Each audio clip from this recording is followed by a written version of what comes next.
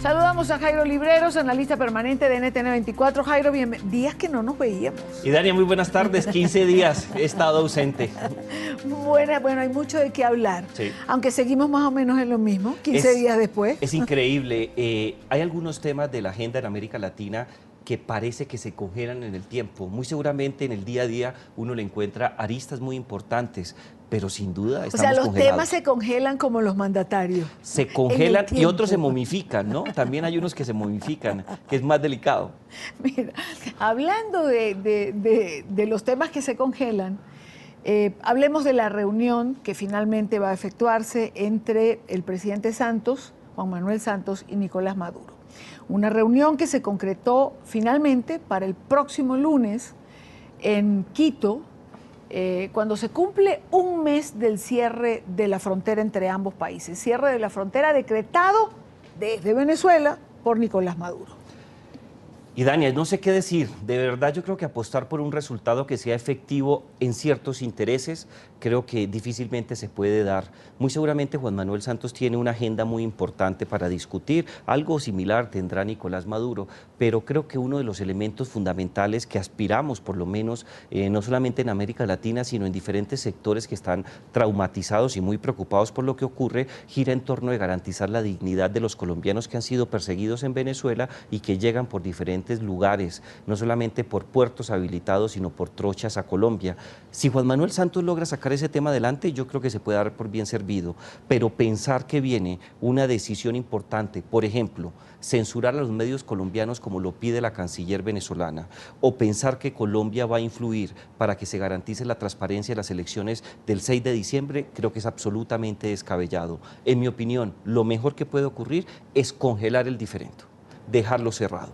Hay antecedentes eminentemente fronterizos por cuenta de asuntos territoriales en donde Argentina y Chile, por poner un ejemplo en América Latina, o Ecuador y Perú congelaron durante muchos años y con la ayuda del correspondiente Papa en la época que se dio, se congela un diferendo, se busca que lleguen actores más renovados, con ideas más precisas, mientras que se logra llegar a zanjar algún tipo de esos problemas. ¿Por qué no pensar, Idania, en congelar este tipo de problemas? Garanticemos la dignidad de todos los habitantes colombianos y venezolanos. Pero Jairo, congelar, es decir, la frontera, la más caliente de América Latina, porque así todo el mundo se refiere a ella, Sí. Es decir, tiene una serie de problemas que nunca van a ser solucionados de un solo lado.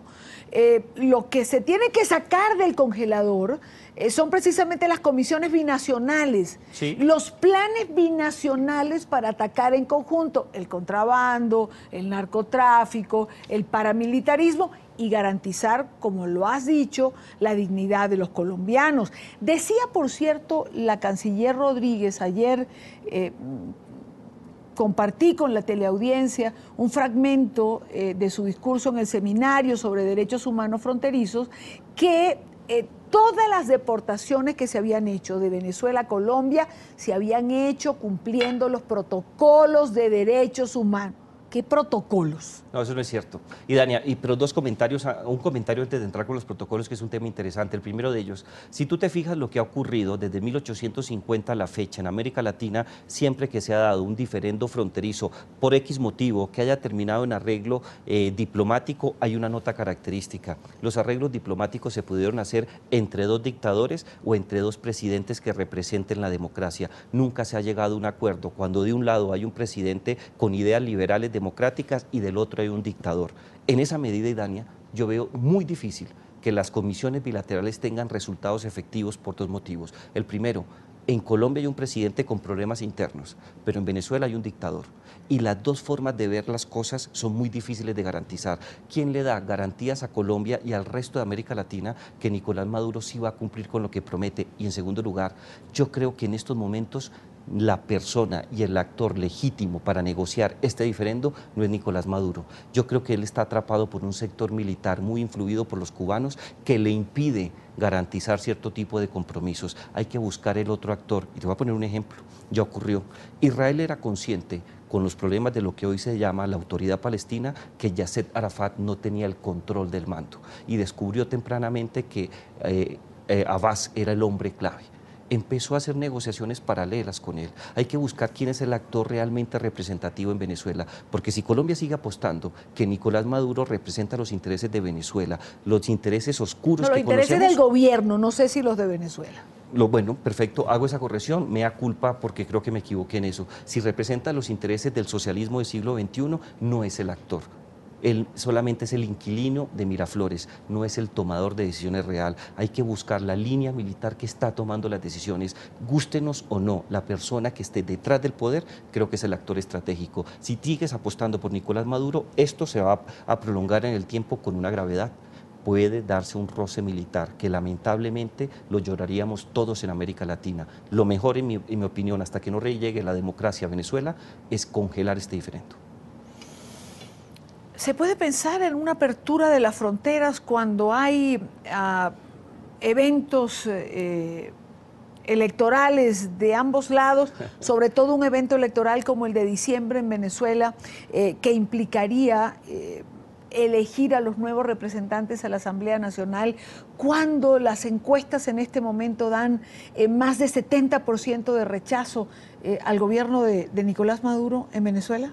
Y Dania, si manejamos el discurso de una democracia libre, abierta, muy seguramente los problemas fronterizos van a tener repercusiones a este lado de la frontera, es decir, en Colombia. ¿Por qué? Porque las elecciones son próximas, estamos a poco más, casi a un mes, estamos a unos 40 días, las elecciones son el domingo 25 de octubre, pero si miramos lo que ocurre en Venezuela, las elecciones son más lejanas, el 6 de diciembre, pero hay un factor determinante. En estos momentos es imposible pensar que en una democracia se pueda realizar elecciones, convocar a los ciudadanos para que expresen libremente lo que creen cuando estamos sometidos a un estado de excepción. Eso no cabe en la cabeza de nadie, no se pueden hacer elecciones, y eso es lo que busca Maduro dentro de las muchas opciones que tiene, darle contentillo al sector que toma realmente las decisiones en Venezuela para que no sientan amenazados sus intereses, y en esa medida es imposible hacer las elecciones, no para que Maduro se quede, sino para que esa cúpula que toma las decisiones en Venezuela se mantenga en el poder y tenga a Nicolás Maduro no solamente como su vocero, sino de manera especial como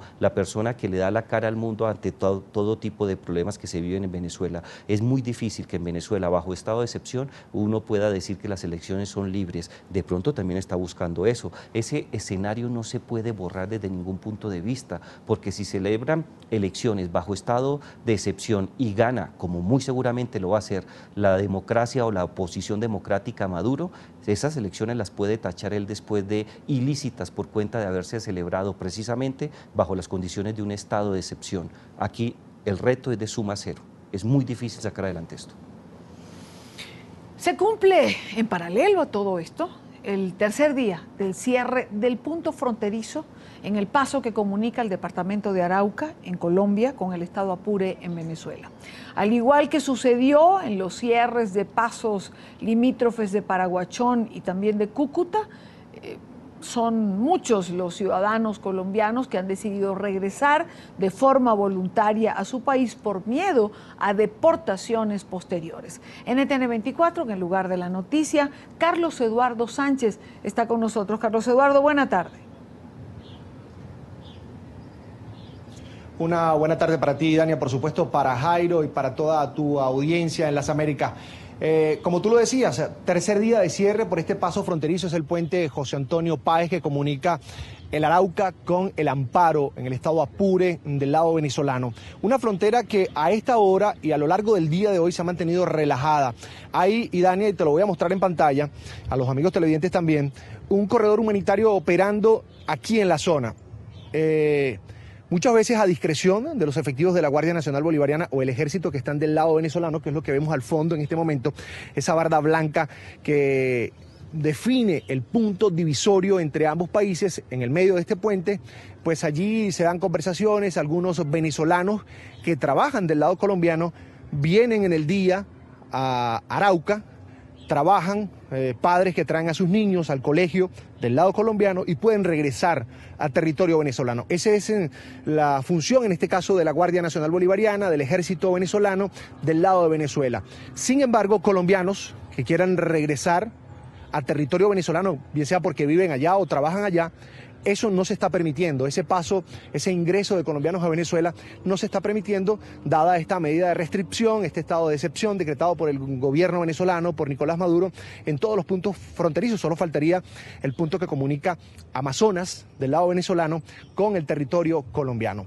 Desde muy temprano pudimos conversar con personas que pasan por aquí y pudimos registrar una historia en particular, la de un colombiano que tenía 25 años, un cuarto de siglo viviendo en territorio venezolano, tenía su familia o tiene su familia ya, sus hijos, sus hijas, su esposa, y por temor, como tú lo decías, a ser deportado por el efecto de lo que generó en los colombianos residentes en Venezuela, lo que se vivió en Cúcuta, lo que se vivió en Paraguachón, él decidió, decisión propia, regresar de inmediato, una vez escuchó la noticia de boca del presidente venezolano, regresar a territorio colombiano. Acá trabaja, pero tomó esa decisión drástica, separarse de su familia, y él llega a ese punto, esa barda que ven allí, que separa en el medio del puente el territorio de ambos países. Todas las mañanas viene, busca a sus hijos, los lleva al colegio y en la tarde los regresa a su esposa, se despiden y no se pueden ver más en el resto del día. Esta es la historia de Dumar Ortiz. Aunque el panorama es de calma en el puente José Antonio Páez, que comunica a la ciudad colombiana de Arauca con el amparo en Venezuela tras el cierre ordenado por Nicolás Maduro, esta tranquilidad esconde historias como la de Dumar Ortiz, un colombiano que llevaba 25 años viviendo en Venezuela y que tras escuchar la noticia y por temor a ser deportado, decidió regresar a su tierra natal. Sí, eso le da a uno como temor, ¿no? De todas maneras uno no debe nada, no le debe nada a nadie, pero entonces ahí temor de que de pronto lo vayan a agarrar a uno y lo deporten sin tener culpa de nada. Ahora su familia está dividida. Su esposa e hijas viven en el amparo. Todas las mañanas se acerca a la línea divisoria para recibir a sus niñas y llevarlas a la escuela del lado colombiano. Que me toca recogerlos acá en el puente porque es para evitar de pronto un inconveniente, de pronto no lo dejen pasar más a uno. Pero de todas maneras, ahí estamos al tanto. Mi esposa me los trae hasta el puente por el lado venezolano y yo los llevo de aquí hasta el colegio, donde ellos pertenecen. Muy temprano también vimos a David Yuri cruzar este puente, un joven venezolano que ante pocas opciones en su país decidió apostarle a su empleo en Colombia. Una maleta mediana, las ganas de salir adelante y un futuro incierto. Eso fue lo que me dijeron, que si paso no puedo volver a regresar. Ahora, tú solo trabajas acá, vives en Venezuela. ¿Cómo vas a hacer? ¿Cómo vas a manejar esa situación? No sé, tratar de ver cómo me defiendo aquí, pero estoy trabajando aquí, tengo que pasar para acá obligatoriamente. En el tercer día de cierre por este paso fronterizo fluye un corredor humanitario. Niños junto a sus padres pasan a territorio colombiano para asistir al colegio, mientras lanchas artilladas de ambos países patrullan el río Arauca. Y Dani, amigos televidentes, esto que tengo al fondo es la otra cara de este puente, la otra cara de la moneda, el lado colombiano. Allí está dispuesto un puesto policial, Policía Nacional de Colombia, también una representación de la Defensoría del Pueblo Colombiano.